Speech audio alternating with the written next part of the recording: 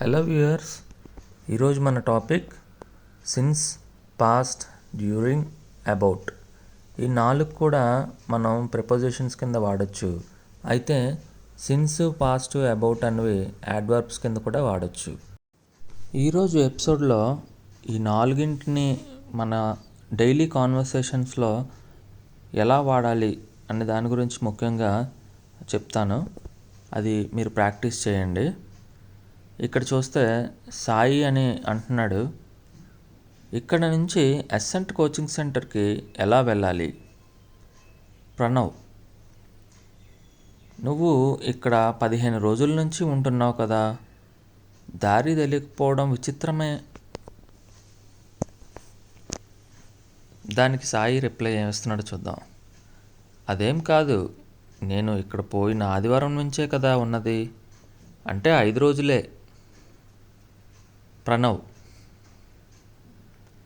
మరీ నువ్వు ఈ 5 రోజుల్లో చేసిందేమిటి? ఇప్పుడు వీటిని ఇంగ్లీష్లో ఎలా చెప్పాలో చూద్దాం. Sai, how do I go to Ascent coaching centre from here? Pranav, you have been here for the past 15 days. Strange that you don't know the way yet. Sai, no, not 15 days.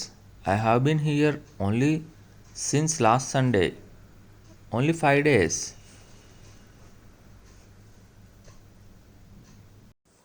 Pranav, and what have you been doing during the 5 days? ఇది మీరు ఒకసారి practice చేయండి, తెలుగు నుంచి English conversation. ఇప్పుడు మరొక conversation చూద్దాం. గడిచిన ఈ 5 రోజుల్లో నేను షూస్, బట్టలు కొంటూ బిజీగా ఉన్నాను. భారతదేశం ఇన్నేళ్లుగా స్వతంత్ర దేశంగా ఉందో చెప్పడం.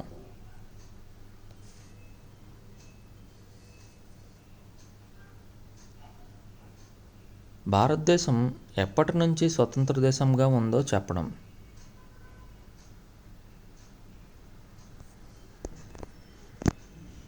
వీటిని ఇంగ్లీష్లో ఎలా చెప్పాలో చూద్దాం.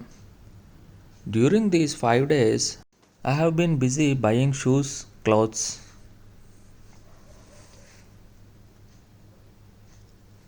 Next sentence, India has been independent for the past 58 years. Next sentence, India has been independent since 1947. చూసాం కదా ఈ 2 sentences, last 2 sentences differences. For the past 58 years and since 1947. ఇక్కడ మనం నోటీస్ చేయాల్సింది ఏంటంటే, పాయింట్ ఆఫ్ టైంకి ముందు సిన్స్ వాడాలి, పీరియడ్ ఆఫ్ టైంకి ముందు ఫర్ వాడాలి. అంటే మనం పర్టికులర్గా ఒక నెంబర్ని, ఒక ఇన్ని సంవత్సరాలుగా అని చెప్పేటప్పుడు ఫర్ వాడతాం. పర్టికులర్గా ఒక ఇయర్ని మెన్షన్ చేస్తున్నప్పుడు సిన్స్ వాడతాం. ఇక్కడ ఎగ్జాంపుల్ చూస్తే వేదాల కాలం నుంచి అంటే ఇక్కడ సిన్స్ వేదిక్ టైం అని అనొచ్చు. మరికొన్ని సెంటెన్సెస్ చూద్దాం.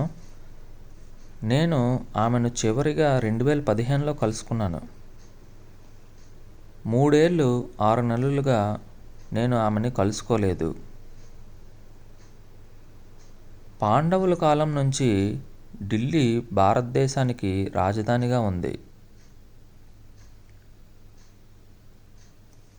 వీటిని ఇంగ్లీష్లో చూద్దాం. I met her last in 2015. I haven't met her for the past or the last 3 years 6 months. ఇలా 2 రకాలుగా కూడా చెప్పొచ్చు. మూడో sentence, Delhi has been the capital of India since the time of Pandavas. చూసారు కదా, ఇప్పుడు తెలుగు నుంచి ఇంగ్లీష్లో కాన్వర్సేషన్, ఈ సిన్స్, పాస్ట్, ఫర్ యూజ్ చేయడం. ఇప్పుడు మరొక కాన్వర్సేషన్ చూద్దాం. రాజు, మీటింగ్ ఎప్పుడు ప్రారంభమైంది? రవి, సాయంత్రం 6:30 ప్రాంతంలో. రాజు, ఎప్పుడు ముగిసింది? రవి, రాత్రి 8 ప్రాంతంలో నేను దాదాపు అరగంట ఉన్నాను. ఇప్పుడు ఇంగ్లీష్ కాన్వర్సేషన్ చూద్దాం. Raju, when did the meeting begin? Ravi, ఇక్కడ మనం ఎట్ అయినా వాడచ్చు, అబౌట్ అయినా వాడచ్చు. At 6:30 in the evening or about 6:30 in the evening. Raju, when did it end? Ravi, around 8. I was there for about half an hour. ఈ విధంగా మనం అబౌట్ యూసేజ్ చూడొచ్చు. మరి ఈరోజు వొకాబులరీ ఏంటో చూద్దాం. మీరు కంపల్సరీగా ప్రాక్టీస్ చేయాల్సింది వొకాబులరీ. ఇంగ్లీష్లో మనం అన్నిటికన్నా ముందు ఎక్కువగా నేర్చుకోవాల్సింది వొకాబులరీనే. మనం లాస్ట్ క్లాస్లో వేరియస్ ప్రాక్టీషనర్స్ని చూసాం. ఇప్పుడు మరికొన్ని చూద్దాం. ఫస్ట్ వన్, ఎ చిరోప్రాక్టర్ అంటే meaning preserves a corpse from decay.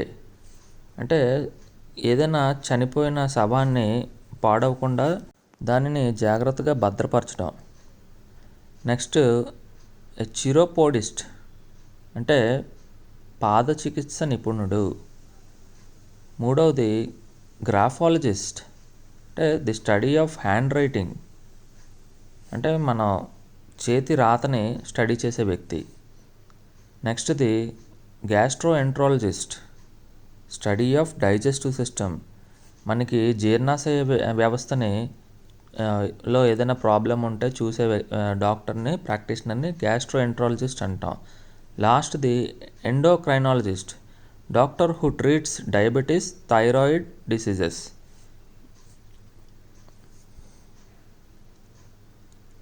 Next మన క్లాస్లో ఇడియమ్స్ ఏంటో చూద్దాం. ఈ ఇడియమ్స్ని మీరు రోజు ప్రాక్టీస్ చేస్తూ ఉండండి. కంపల్సరీగా మీరు వాడే ఇంగ్లీష్ లాంగ్వేజ్లో యూస్ చేస్తే చాలా బాగుంటుంది. First one, long and short అంటే ఇన్ బ్రీఫ్, క్లుప్తంగా చెప్పడం, ఏదైనా షార్ట్గా చెప్పడం అర్థవంతంగా. దానికి ఒక ఎగ్జాంపుల్ చూద్దాం.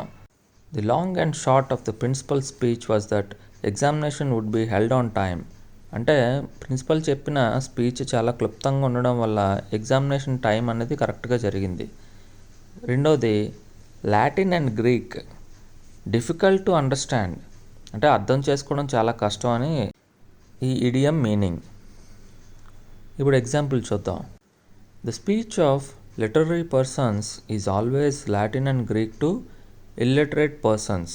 అంటే దీని అర్థం ఒక చదువురాని వ్యక్తికి బాగా సాహిత్యం తెలిసిన వ్యక్తి మాట్లాడే మాటలు అర్థం కావు. మూడవది, లీప్స్ అండ్ బౌండ్స్ అంటే ర్యాపిడ్లీ అంటే చాలా వేగంగా అని అర్థం వస్తుంది దీనికి ఇప్పుడు ఎగ్జాంపుల్ చూస్తే, in comparison to India China has progressed by leaps and bounds in every field. అంటే ఇండియాతో కంపేర్ చేసుకుంటే చైనా డెవలప్మెంట్ చాలా ఫాస్ట్గా ఉందని ఈ సెంటెన్స్ అర్థం. చూసాం కదా మన ఈ క్లాస్లో ఇడియమ్స్. ప్రతిరోజు జరిగే లెసన్ కంప్లీట్గా స్టార్టింగ్ నుంచి ఎండ్ వరకు చూడండి. చూసి ప్రతిదీ బాగా ప్రాక్టీస్ చేయండి. ప్రాక్టీస్ మీతో మీరు చేసుకోవచ్చు. ఒక అద్దం పెట్టుకొని మీతో మీరు మాట్లాడేటట్టుగా ప్రాక్టీస్ చేసుకోవచ్చు. మీకు నేను చెప్పే ఈ లెసన్స్ నచ్చితే ఖచ్చితంగా ఛానల్ని సబ్స్క్రైబ్ చేసుకోవడం మాత్రం మర్చిపోకండి. Thank you very much.